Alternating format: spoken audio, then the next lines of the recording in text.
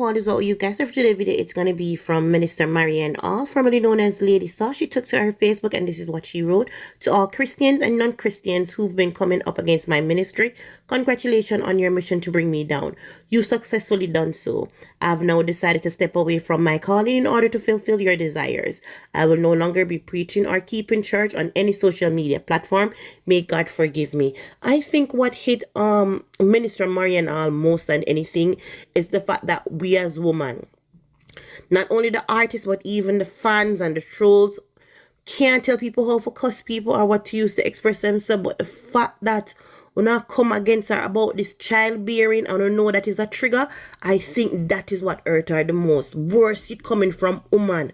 I condemn her about the fact that she don't have a child. She haven't experienced motherhood in the form of giving birth. That not nice, and that's what hurting her. Oh, no, nice for that.